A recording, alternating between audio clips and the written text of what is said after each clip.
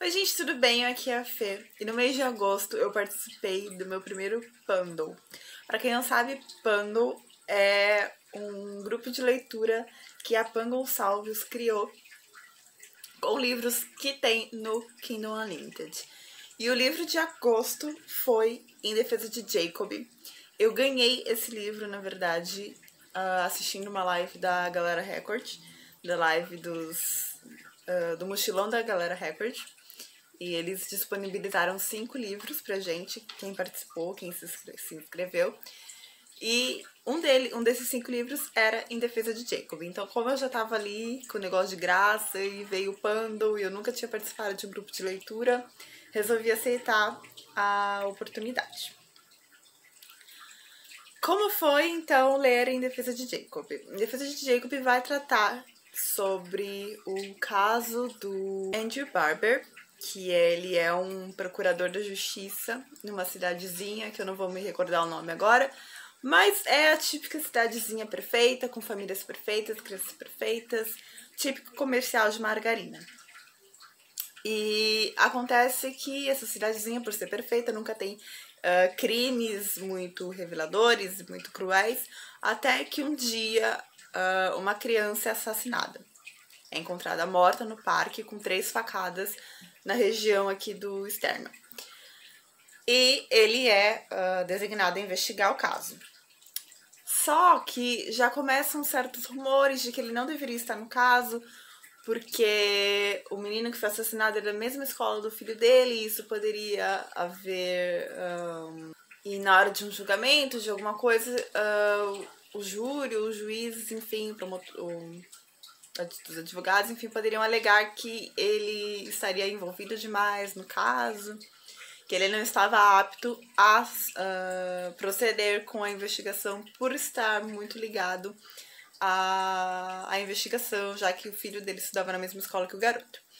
Enfim, ele começou a investigação. Era uma cena de crime, assim, tecnicamente limpa, sem vestígios de algum suspeito. Até então, começaram a achar que era algum massacre, que iam começar a assassinar mais crianças, tanto que na hora que ocorreu, na hora que as pessoas começaram a saber que tinha um garoto morto no parque a caminho da escola, fecharam a escola, então todo mundo ficou ali dentro esperando a polícia liberar. Até que todo mundo foi liberado e ficou esse clima completamente estranho na cidade, né? Esse clima de uma barbaridade acontecendo. E a investigação começa. A gente começa o livro com um julgamento acontecendo, só que a gente não sabe que julgamento é esse, se já é o julgamento do caso do menino, se é algum outro julgamento. Quem tá depondo é o Andy. E a partir dessas transcrições, na verdade, desse julgamento, a gente vai começando a entender o que tá acontecendo na história, o que aconteceu depois da investigação. Então a gente tem as partes divididas entre a transcrição desse julgamento e o dia a dia do que estava acontecendo na investigação. Então, como eu falei, a partir do momento, a polícia não tem nenhum suspeito, não tem nenhum vestígio, nenhuma prova que possa incriminar ou levar à investigação de algum suspeito. O próprio Andy, ele começa a investigar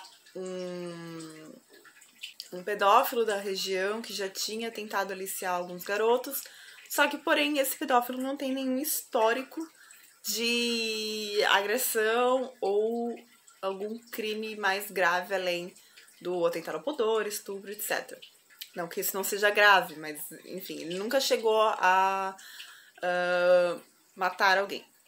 Até que em um determinado momento, quem começa a ser acusado do assassinato é o Jacob, filho do Andy. E aí o Andy, obviamente, é afastado do caso, começam a investigar a família dele.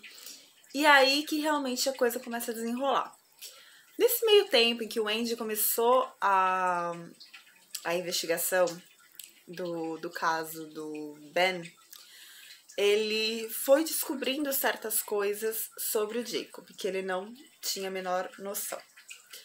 Como, por exemplo, um certo amigo do Jacob começou a insinuar numa página no Facebook que fizeram em homenagem ao Ben, que o Jacob tinha uma faca e que ele poderia ter sido o assassino do Ben. Por aí a coisa já começa a ficar estranha, porque a gente começa a realmente, pelo menos eu comecei a suspeitar do Jacob, apesar que eu ficava naquela, gente, não pode ser ele, porque nunca é o principal ali que tá na nossa cara, sempre é alguma outra pessoa. Aí eu comecei a pensar, mas e se o autor estiver fazendo isso justamente pra pensar que não é e no final é? Enfim, reflexões durante a leitura, né? Mas a questão é que a gente vai começando a conhecer melhor o Jacob e a gente vai percebendo que ele é um garoto que tem muitos problemas. E desde o início, o Andy, ele entrou em um estado de negação completo. Ele acredita até o fim que o filho dele é inocente. E mesmo quando ele percebe certas atitudes do Jacob, ou ele tem em mãos não provas, mas ele realmente tem coisas que podem levar o filho dele a ser o real assassino do crime, ele mesmo assim não acredita nisso.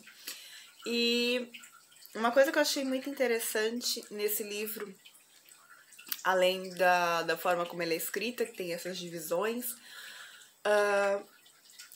o livro ele traz muito, por conta do Andy, que é um procurador da justiça, e a forma como ele passa a lidar com o caso do filho, a gente vai vendo muitas reflexões sobre o sistema penal. E eu acho que isso traz, assim, levanta questões interessantes de serem debatidas e refletidas também, que muitas vezes a gente não para pra pensar, muitas vezes a gente só vê a notícia ali na TV e pensa que a pessoa merece ser julgada corretamente, mas a gente não para pra pensar no processo de tudo isso. Eu não vou mais falar muito sobre a investigação do Jacob, porque senão vai acabar sendo spoiler. Mas foi muito interessante. Eu acho que toda essa parte da investigação e da gente ir descobrindo coisas sobre o Jacob ao longo da história, pra mim, pelo menos, fez o livro andar muito rápido, porque cada capítulo que eu lia, eu queria saber mais, eu queria saber se ele realmente era culpado ou não. Agora, então, vamos às minhas considerações sobre a história. Como eu já mencionei, a história traz essa reflexão sobre o sistema penal.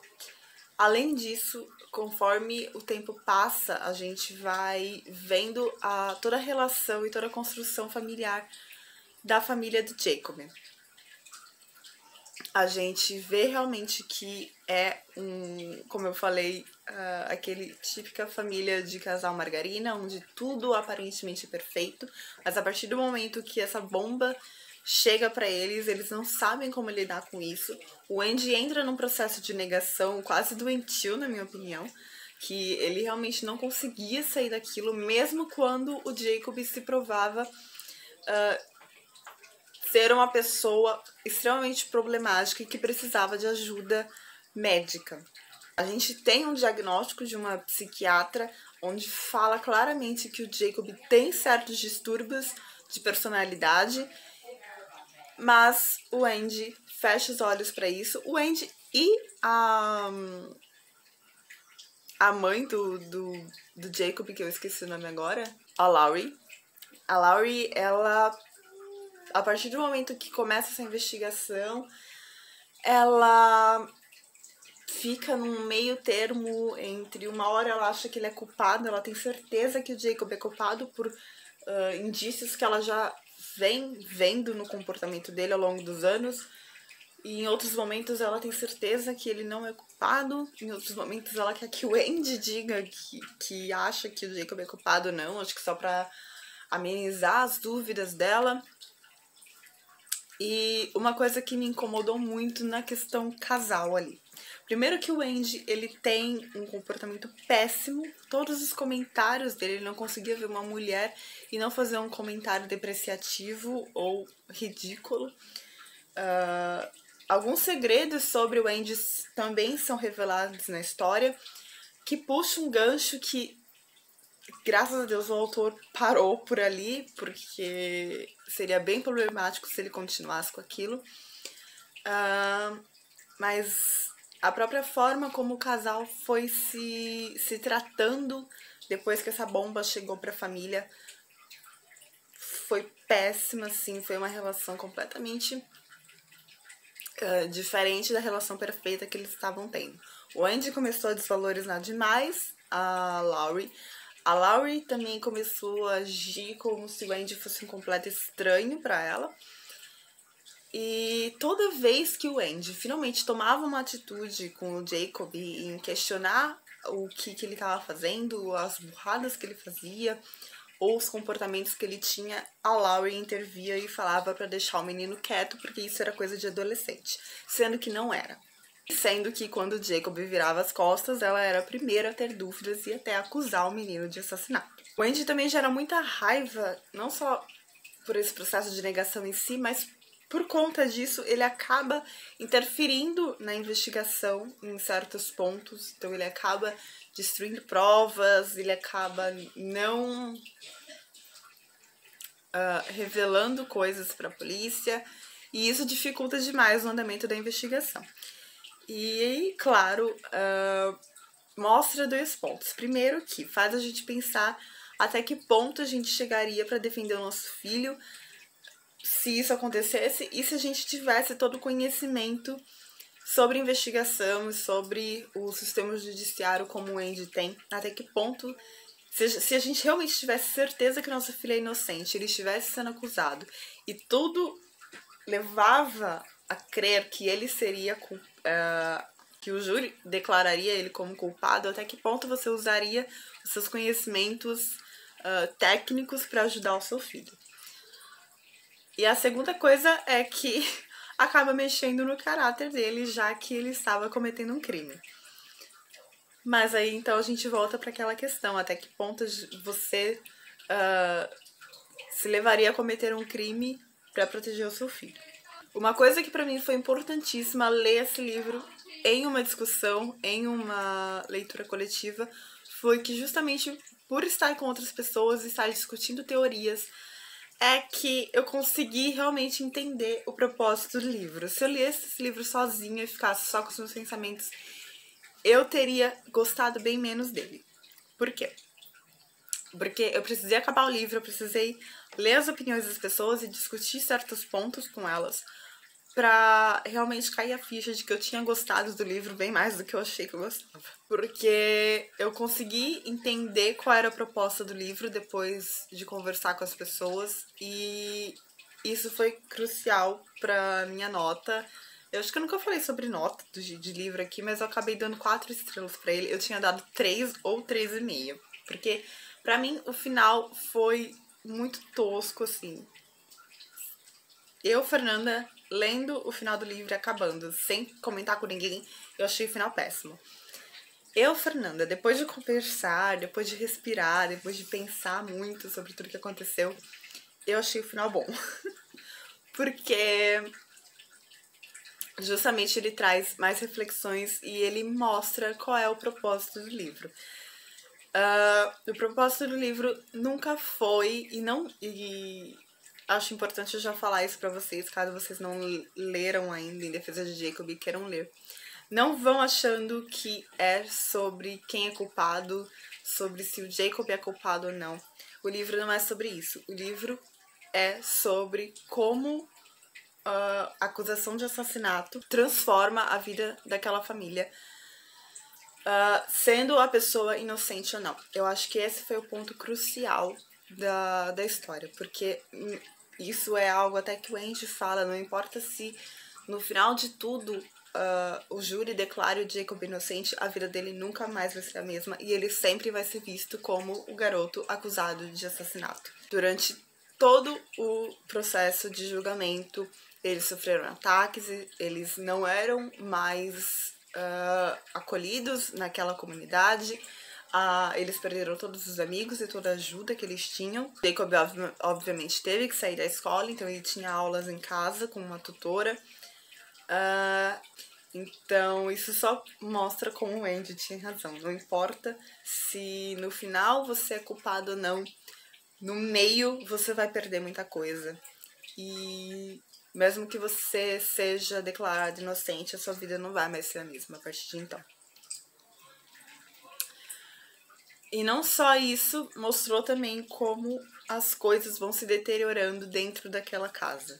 E como cada um reage de certa forma. A gente tinha o Andy, que ficou em negação total. A gente tinha a Laurie, que não confiava mais no marido, que não confiava mais no filho, que não confiava nela mesma, porque ela começou a, além de se sentir péssima e culpada, porque ela se sentia completamente culpada. No caso do filho ser assassino, ela acha que a culpa é dela, que foi a criação dela que tornou ele assim. E ela se sentia culpada também pelo fato de que, se ele for inocente, ela estava considerando que ele fosse culpado. Então, ela vivia realmente um inferno na cabeça dela. Depois de ler o livro, eu fui correndo assistir a série. Eu acho que a série tem muitos pontos diferentes. Mas a série, justamente por esses pontos diferentes, eu não achei esses pontos diferentes negativos como costumam ser. Foram pontos diferentes muito bem colocados, na minha opinião, muito bem pensados. E faz a gente realmente entender, acho que até mais do que o livro, qual é o real foco da história. Que é realmente a vida daquelas pessoas e não se o Jacob é culpado ou não do que ele fez, ou do que ele pode ter feito. E mesmo se ele for culpado, isso não é realmente o que importa. O que importa é como a vida deles mudou durante o processo de julgamento. Eu estava fazendo o pouco que podia para assegurar o resultado certo, o resultado justo. Se não acredita em mim, passe algumas horas no tribunal criminal mais próximo, depois pergunte a si mesmo se realmente acredita que ele seja isento de erros. Pergunte a si mesmo se confiaria seu filho a ele. É claro que esse livro foi baseado nas leis no sistema criminal dos Estados Unidos, mas com uma pesquisa rápida na internet a gente encontra dados de que 40% das prisões aqui no Brasil são presumivelmente incorretas, o que significa que 40% das pessoas que são presas no nosso país podem, na verdade, ser inocentes. E eu acho que é isso realmente que o livro quer mostrar, que não importa o quanto você luta para conseguir a sua inocência ou o quanto a gente acredita e tenta acreditar que a justiça faz o papel dela. A gente sabe que a justiça tem muitas falhas e os danos dessas falhas às vezes são irrecuperáveis para pessoas que acabam realmente sendo inocentes de crimes que são acusadas. E outra coisa é que eu acho que ele também mostra quando a gente acaba julgando e não vendo todos os lados da história. A gente conhece muito o lado que a mídia mostra, a gente conhece o lado que as pessoas comentam, mas a gente não conhece o lado daquela família que está sendo acusada. É claro que sim, tem pessoas criminosas, é claro que sim, tem pessoas que merecem estar presas, mas existe também muita pessoa inocente. Então a gente tem que realmente tentar se colocar no lugar dessas duas situações. E mesmo que a pessoa seja culpada, a gente tem que ter um olhar mais empático para a família do acusado, porque muitas vezes a família não tem nada a ver com isso e tá sofrendo tanto. Não sei se tanto quanto a família da vítima, principalmente em casos de assassinato, mas ela tá sofrendo bastante também. Então, é isso. Tem muita coisa pra falar desse livro, é que se eu for falar, eu tenho medo de acabar dando algum spoiler. Esse livro, eu acho que ele deve ser lido, sim. A série também eu recomendo bastante. E eu acho, sim, que ele traz reflexões muito positivas, apesar do Andy e de certos personagens serem completamente repulsivos. Mas eu acho, sim, que vale a pena a leitura. Eu adorei ter participado. do Pandle. Eu vou deixar o canal da Pan aqui e todas as orientações sobre o Pandle na descrição. E eu acho que é isso. Assistam e leiam Em Defesa de Jacob. Eu fiz um post no meu Instagram com 5 motivos para ler e assistir Em Defesa de Jacob. Então, se vocês querem mais informações além dessas que eu já dei, ou mais motivos para ler além desses, vejam o post que eu fiz. Eu acho que é isso. Se eu não esqueci de nada, espero que não. Um beijo e até a próxima. Tchau, tchau.